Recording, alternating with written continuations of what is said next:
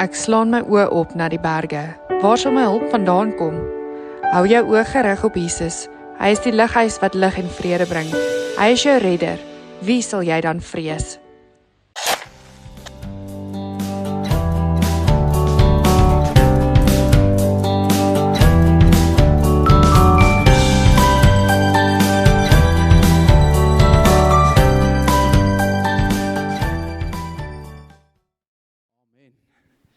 Dit is 'n voorreg vir my, ek weet nie hoe voel dit vir julle nie, maar dit is 'n voorreg vir my om in 'n gemeente te wees waar daar nog gebid word vir mekaar. Jy weet, om saam die Here te vertrou vir 'n deurbraak, of dit nou in jou fisiese gesondheid is en of dit nou in jou geestelike gesondheid is. Dis my lekker. Amen. Amen.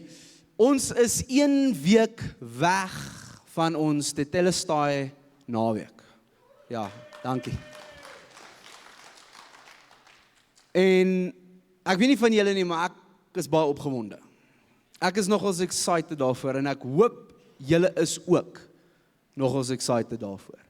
En my tema vanoggend is op pad Jerusalem toe. Hierdie is die tweede gedeelte. Ek het laasweek 'n bietjie gepraat oor gedeelte 1 waar Jesus na sy disippels toe kom en dan vra hy vir hulle die vraag: wie sê die mense is ek? En die disippels antwoord hom, party sê Johannes die Doper, Elia, van die ander profete. En dan vra hy vir hulle, maar wie sê julle is ek? En dan kry Petrus hierdie openbaring, hy is die Christus, die seun van die lewende God. En dan sê Jesus vir hom, ons is op pad Jerusalem toe. Ek is op pad Jerusalem toe en ek wil hê julle moet saam met my kom. Daar was 'n uitnodiging gewees en vanoggend lees ons verder in Matteus 21 en ek wil vir pastoor Dani sê vir die skriflesing vanoggend dat hy sommer my skriflesing vir my gedoen het. Ek hoop julle kan lees daarso. As julle nie kan lees nie, is julle welkom om in julle Bybel saam te lees. Maar dis Matteus 21, die eerste 5 verse. Hy sê, toe hulle naby Jerusalem kom en Betfage aan die Olyfberg bereik, het Jesus 2 disippels vooruitgestuur en vir hulle gesê: gaan na die dorpie daar reg voor julle. En net soos julle inkom, sal julle daar 'n donkie kry wat vasgemaak is en 'n vul by haar. Maak haar los en bring hulle vir my. En as iemand vir julle iets daaroor sê, antwoord dan: die Here het hulle nodig en hy sal hulle gou weer terugstuur. Dit het gebeur sodat die uitspraak van die profeet vervul sou word. Sê vir Sion: kyk, jou koning kom na jou toe. Hy is nederig en hy ry op 'n donkie op die vul van 'n pak dier. So hier is ons, Palm Sondag, die dag wanneer Jesus in Jerusalem ingekom het. Voordat hy in Jerusalem ingekom het, stuur hy sy disippels, 2 van sy disippels en sê: ek wil hê julle moet vir my 'n donkie gaan haal in hierdie een dorpie. Nee? En as iemand julle vra, dan sê jy vir hulle: die Here het hulle nodig. Jy kan nie stry met dit nie, okay. Die Here het hulle nodig, hy sal hulle terugstuur, moenie stres nie. En dit het gebeur, hoekom? Sodat die woord wat die profeet gespreek het, tot vervulling sal kom. Wat is die woord van die profeet? Kyk, jou koning kom na jou toe. Hy is nederig en hy ry op 'n donkie, op die vul van 'n pakdier. Hy openbaar homself, Jesus, as die koning. Amen. Want die profeet sê, die koning kom in, op die donkie. En Jesus sê, gaan al daai donkie, sodat ek in Jerusalem in kan gaan. Sodat die mense kan sien wie ek is. Ek is die koning. Maar daar is 'n paar goed wat ek wil hê julle moet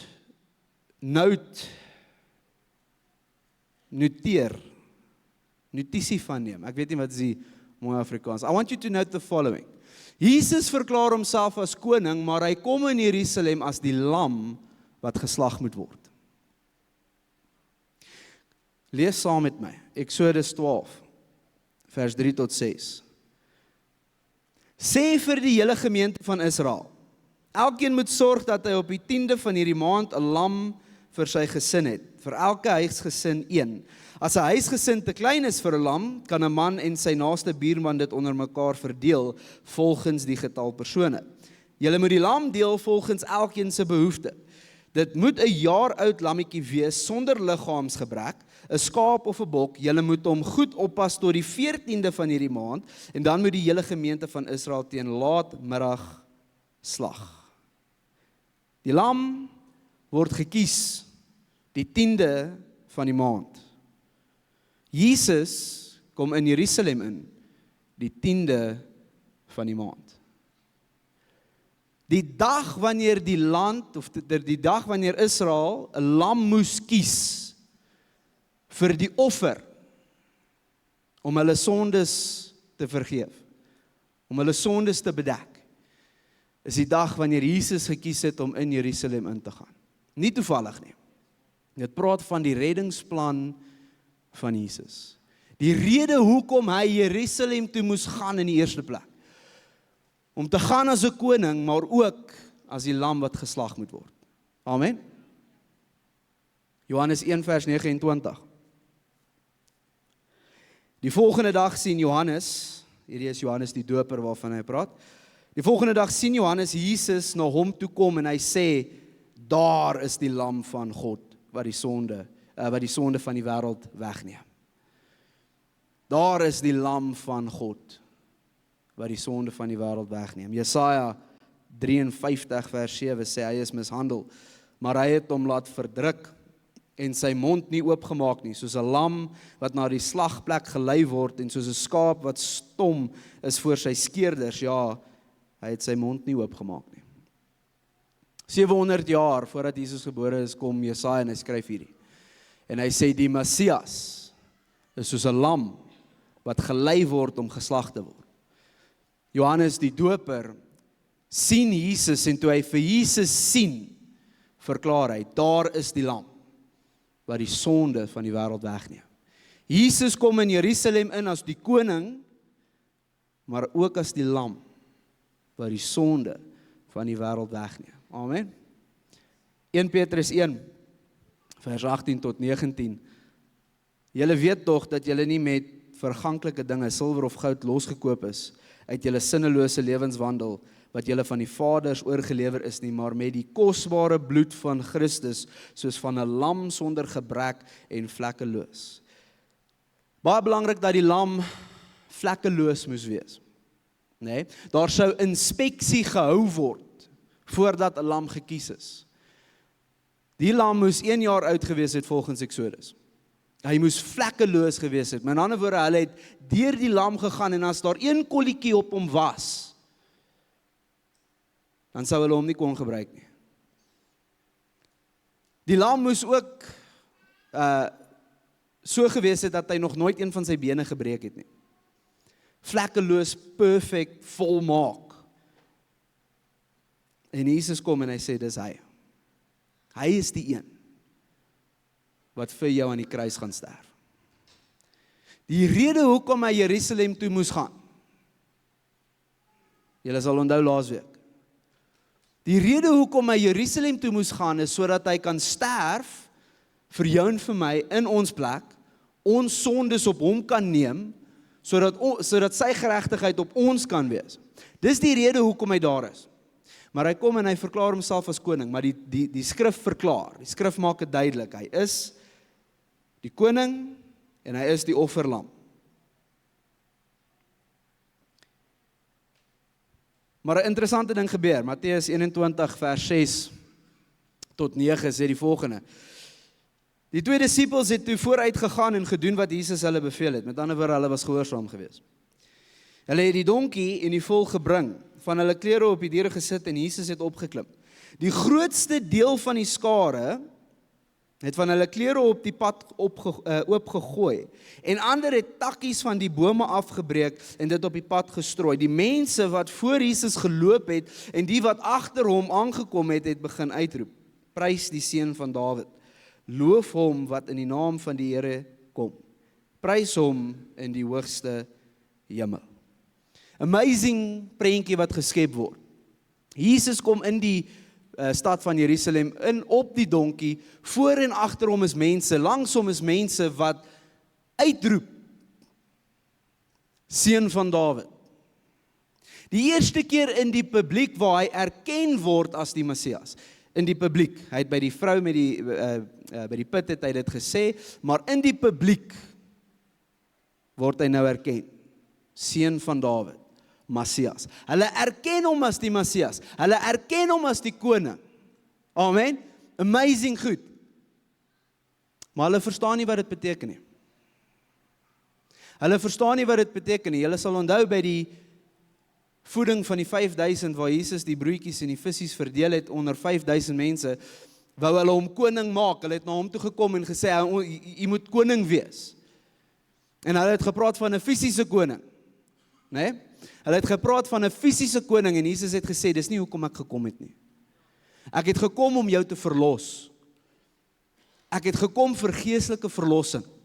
Ja, hy is die koning, maar sy doel hier op aarde was gewees verlossing. Amen. Nou, hulle het 'n Psalm gequote toe hulle dit sê. Toe hulle sê, prys die seun van Dawid, loof hom wat in die naam van die Here kom. Prys hom in die hoogste hemel. Psalm 118, vers 25 en 26. Sê, ag Here, verlos ons tog. Ag Here, gee tog voorspoed. Geseënd is hy wat kom in die naam van die Here. Ons seën julle uit die huis van die Here. So, hulle antwoord, toe Jesus in die stad van Jerusalem opgekom het, was skrif gebaseer. Hulle het die skrif geken, maar hulle het die purpose van Jesus gemis. Hulle het 'n ander persepsie gehad van wat die Messias moes doen. Amen. Hulle het 'n persepsie gehad, hulle het 'n opinie gehad, hulle het 'n ander idee gehad. Hulle idee was, Jesus sou inkom, nou of in daai tyd was hulle onder die reign van die Roman Empire gewees. En die Roman Empire was nie die vriendelikste empire gewees nie. So hulle het gesmag vir die Messias, want hulle het gedink as die Messias kom, dan gaan hy die Romeinse ryk kom uitmekaar uit plunder, en hy gaan op die troon sit, en ons gaan hom dien vir ewig. Dis wat hulle gedink het. En Jesus kom in en hulle sê uiteindelik, daai dag is hier. Daai dag is hier, maar hulle het 'n mispersepsie gehad van wie hy is. Ons vorm dikwels ons eie persepsies van wie God is. Amen.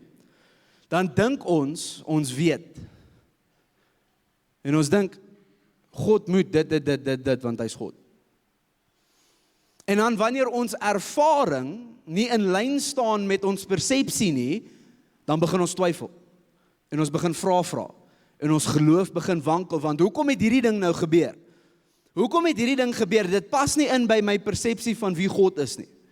Nee? Hierdie situasie het nou gebeur, dis terrible, dis bad. My persepsie van God is, dit moenie gebeur nie, maar dit het nou gebeur. So wat gebeur? Ek begin nou vra. En dan is een van twee dinge, dan gebeur daar een van twee dinge. Of nommer 1, jy gaan na die woord van God toe, en jy lees wat die woord van God vir jou sê oor wie God is, en jy vorm jou persepsie volgens die woord van God. Of die volgende gebeur. Matteus 21, vers 10 tot 11. Toe hy in Jerusalem inkom, het die hele stad in beroering gekom en gesê, wie is hierdie man? Die skare sê toe, dit is Jesus, die profeet van Nasaret in Galilea. Ek wil hê julle moet sien wat hier gebeur. Toe hy ingaan in Jerusalem, het die stad in beroering gekom. Daar was 'n gebaz. En hulle het gevra, wie is hierdie man? Dieselfde vraag as wat Jesus vir sy disippels gevra het in Matteus 16. Wie sê die wêreld is ek? Wie is hierdie man? En die wêreld het geantwoord, 'n profeet. Die skare het geantwoord, dit is die profeet, Jesus van Nasaret. Julle was so naby gewees. Julle was so close gewees. Julle het self skrif aangehaal toe hy ingekom het. Julle het gesê, Hosanna beteken, kom redding, kom. Kom Here, kom. Julle het dit gemis, julle was so naby gewees. Hy is net 'n profeet. En hulle mis dit. Hulle mis dit as gevolg van die persepsie wat geskep was in hulle gedagtes van wat die Messias sou kom doen.